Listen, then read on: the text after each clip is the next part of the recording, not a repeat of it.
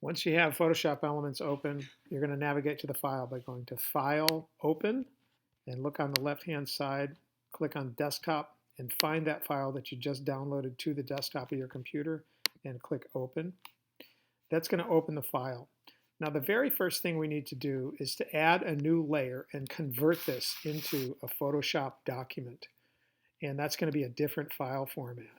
So we're going to go to Layer, New, Layer, and that's going to bring up this dialog, and we're going to name that layer Skin. By typing in Skin, click OK, and you can see over here on the right, it adds a new layer. We have the background layer, which is the photo. We have a new layer for our skin. And right away, the first thing we're going to do is save. By clicking Save, it's going to convert this automatically into a new document, a new format called PSD. Now my file is img0101. I'm going to change that to Mr. G.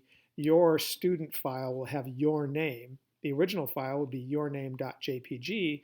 And when you click up after adding a skin layer and make it into a new version, you're going to click Save, and it's going to automatically call it yourname.psd. Now we want to make sure we save it to the desktop. We want to make sure that it says Photoshop here in the format, and then we click Save. Now I'm going to hide my Photoshop so that it goes away into the background, and I can see now that I have this other icon, mrg.psd, that's my new file format. I want to take this file and I want to upload it back to my Google Drive. So I'm going to go back to my Google Drive, and I'm going to go out of this and back here to where I am. This is my drive. I'm going to click New, and I'm going to click File Upload right here.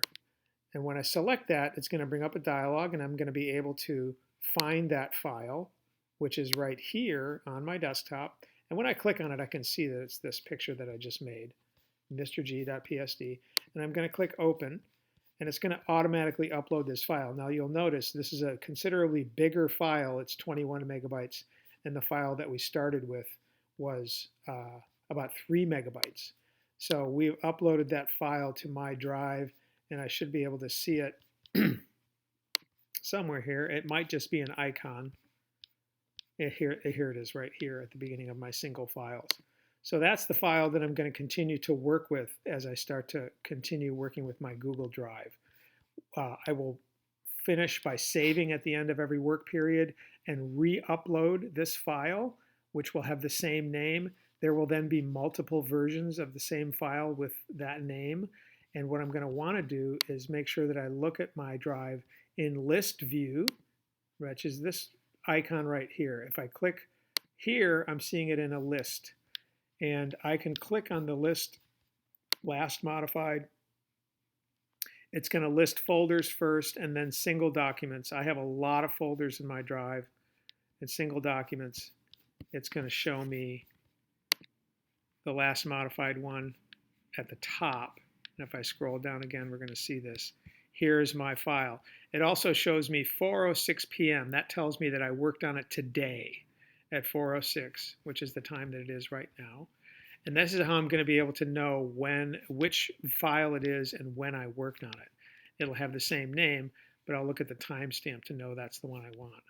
When I want to download this back to my desktop, I can double click on it. And again, I have to make sure that I use this arrow, not dragging and dropping, which some people are going to try to do. Don't try to drag and drop this file off of the browser and onto the desktop of the computer. You have to use the download button. It's going to scan it for viruses, and then it's going to download it onto my desktop. I'm going to hide my Chrome, and I'm going to hide my Photoshop Elements, and we're going to see that file there again on my desktop. So now I can continue to work in Photoshop.